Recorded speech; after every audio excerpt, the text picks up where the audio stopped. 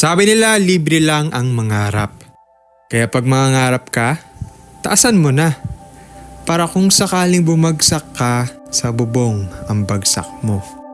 Madalas yung iba pag nangangarap sila ng mag-isa. Ako, gusto kong mangarap ng may kasama. So, ngayong araw ay isang special na araw para sa isang special na tao sa buhay ko. 4 years! Ganon katagal siyang nagpakahirap para umabot sa puntong to. At makaabot ka ng 4 years para mag-commit sa isang bagay. Grabe, nakaka-proud talaga yun. Ang tinutukoy ko dito ay yung girlfriend ko na si Mika. Gagraduate na kasi siya ngayong araw at syempre kailangan kong ipakita yung support ko. So ngayon, naghihintay lang muna ako dito kasi mini-makeupan siya ngayon sa loob. Siyempre, kailangan mo pag graduate ka na, kailangan magpaganda ka na na sobra, diba? Todo na yan. At talagang todong pagpapaganda nga ang ginawa sa kanya. Grabe. Matapos siyang makeupan, sinuot niya na yung dress niya at pumunta na kami sa venue ng graduation. Isang malaking achievement to para sa girlfriend ko. Biruin mo kahit gaano kahirap yung mga pagsubok sa buhay, nalagpasan niya lang ang mga yon dahil sa kagustuhan niya magtapos sa kursong pinili niya. Excited ako para sa kanya ngayon. Sa totoo lang, parang mas excited pa ako kaysa sa mismong gagraduate ngayong araw. Anong feeling na nandito ka na sa punto ng buhay mo? Hindi ko rin. Ha? Wala, masaya naman. Saya? Normal lang. Pero mas excited ako nung ini-imagine ko siya. Mas excited ako nung ini-imagine ko siya. Pero masaya naman ngayon. Ano mga ina-expect mo after nito? Wala, magre-review. Wala naman na na-expect. Congrats! Thank you. Tapos si Oreo.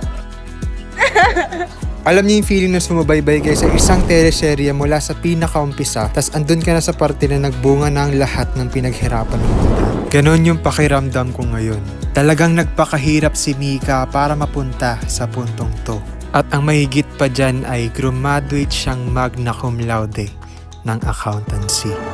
Micaela May Q. Bruno, magna cum laude.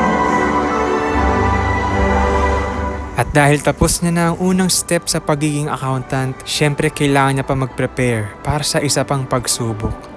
Yan ay ang makapasa sa board exams. Pero bago yan, alam mo na anong kasunod nito? Ano? Isang malupit na grad party. Yes. Ang daming tao. Let's go!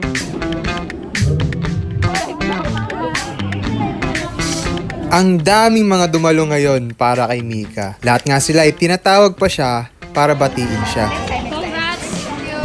Halos hindi siya mag-count tagaga sa sobrang dami ng bisita niya ngayon. Maya-maya, kumonti na rin ang mga tao kaya nakakapag-relax na si Mika. Naisipan din namin mag-swimming kasi hindi kami nakapag-swimming nung hapon. Kaming dalawa na nga lang yung nagsiswimming nito kasi nagsialisan na yung mga tao.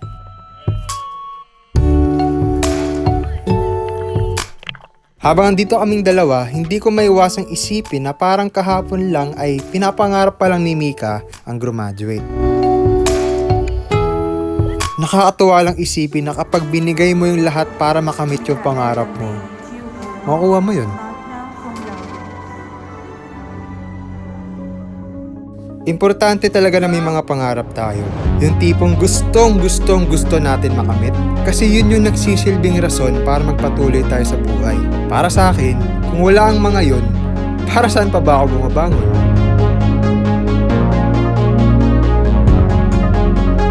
Ganda sana kung sponsored to ng Nescafe, no? Nescafe, baka naman. Pero totoo naman kasi, hindi naman masamang mangarap dahil libre naman eh. Kaya, hanggat maaari, nangangarap kami ng girlfriend ko. Kamusta ang feeling ng graduate na? Masaya naman. Pero hindi pa siya parang nagsisink in sa akin na parang after na to magtatrabaho na ako gano'n. Parang hindi pa yun yung iniisip ko. Parang ang isip ko, nag-aaral pa rin ako hanggang Kasi may isa ngayon. pa. Bakit ganun yung feeling? Bakit parang nag-aaral ka pa rin? Kasi nagre-review ako ngayon for Para- board exam. For board exam. Parang hindi pa to yung final batch. Meron pa. May, Bahat. may final boss pa. Oo. May final boss. Totoo. Pag lumipas na yung CPA boards, saka magisingin yung feeling na ano, tapos na lahat, ganun. Oo, totoo. Tapos, ano yung balak ko after nun? After kong pumasa, syempre maghanap na ako ng trabaho. Wala, sa... Oo. Hindi ka papahinga muna. Hindi, parang ito na yung pahinga, yung review. Kasi in between reviews naman, like ngayon, 2 weeks na ako hindi nag-review. Yun na yung pahinga mo, no? Yun na yung pahinga ko, parang ayun. Mas okay na rin yung mag-start ako ng maaga para maaga akong magka-experience. Anong expectations mo after boards? Hello! What else yung expectations ko? Mas okay yun. Ang gusto ko, matanggap ako agad, makapag-start ako agad, makapagtrabaho ako agad. Yun yung expectation ko. Pero syempre, most likely, hindi naman ganun ang mangyayari kasi reality, hindi naman ganun kadali maghanap ng trabaho. Oo. Kamusta yung kakagaling lang natin eh? Kamusta yung party? Ala, nakakapagod. Daming guests. Hindi ako sanay na nag-entertain ng ganun karaming tao. Kasi pag ganyan, may ina-attendan akong party. Ako kasi yung sa gilid lang. Hindi ako masyadong nakikihalubilo. Mabilis maubos yung... Ikaw yung guest. Ko. Oo. Pero kasi siya yung ano ngayon. Oo. Ikaw yung host, kumbaga ikaw yung pinuntahan. Hindi ako sanay. Oo. Tinatawag ako dun sa isa, tinatawag ako dun sa isa. Hindi ko alam sino pupuntahan. Ayun. Your day naman talaga eh. Pero masaya. Sobrang thankful ako sa mga pumunta. Shout out mo nga. Shoutout po sa inyo lahat. Okay. Mapapulog nila to. Hindi mo alam kung anong gagawin natin, di ba? Hindi. Akala ko magkukwis tayo eh. So, naalala ko yung ginawa ni Kong dati na silang dalawa ni V. Naglista sila ng mga gusto nilang makuha sa isang papel. Gaya ako eh, di ba? Ay, hindi oh. Okay lang naman. Siyempre gaya tayo. Gusto ko lang gawin natin yun. So, meron tayong yellow pad paper. Yes. 2 ballpen. Kahit magtagal tayo dito. 10 years. Siya rin nagsusulat 10 years. So, tara, sulat na tayo. Let's go.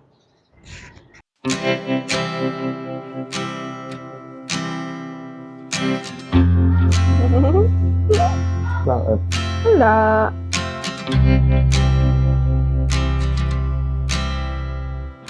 Tapos ka na? Yes. Tapos ka na?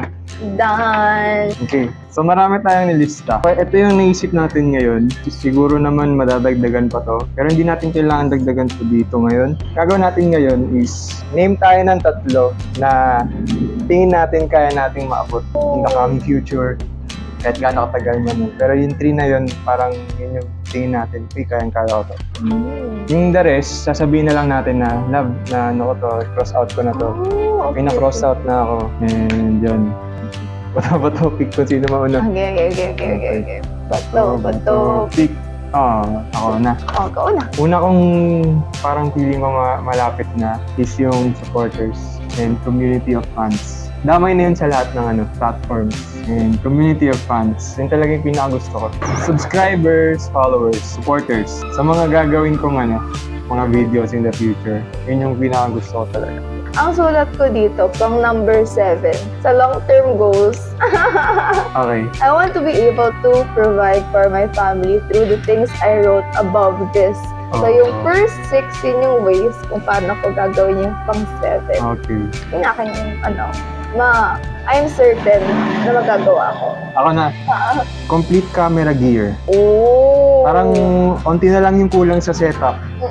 True! Nagkaroon ako ng pinapangarap ko na mirrorless camera na di ko alam na makukuha ko siya. Oo, biglaan Biglaan siya. Oo. Kaya yung complete camera gear, onti na lang yung kulang ko dun eh. Ikaw? Number 13, I want to meet Taylor Swift in person. Oy! Bakit gusto mo mamit si Taylor Swift? Gusto ko siyang makitang mag-perform live. Okay. Kasi nung pinanood natin yung Eras Tour movie, di ba? Parang live natin siyang pinapanood talaga. What more kung nandun tayo mismo dun sa venue. Last ko na. Ito, alam ko na talaga to. Content creator friends. Meron akong kinukuha na hindi pa siya content creator. Gusto ko siyang ihulma kapag na ako. umunlad na ako. Meron ako nakilala lang recently na in-invite ako sa event nila. Gusto ko ma-reach yung level niya para mawala na yung yung imposter syndrome ko sa sarili ko. Sinabi ko mismo sa kanya na hindi ko alam kung bakit na ako in-invite sa event na to. Pero sana mawala na yung imposter syndrome ko at makausap siya ng komportable. Yun lang. Yan, content creator friends. And last, yun sa yung... Last, I want to pass the Sepale on my first date. Yan! Yo! Gusto ko yan! Si Pale first day, go. So, yung the rest, i-cross out na lang natin. Tapos i-inform natin yung isa't isa. Hala, na-cross out ko na to. Yeah, na-cross out ko na to. Parang mysterious. And Let's keep this. ito na ang journey natin. At dyan nagsimula ang journey namin ni Mika. Okay. Bye-bye. Bye, guys. Bye-bye. Bye-bye.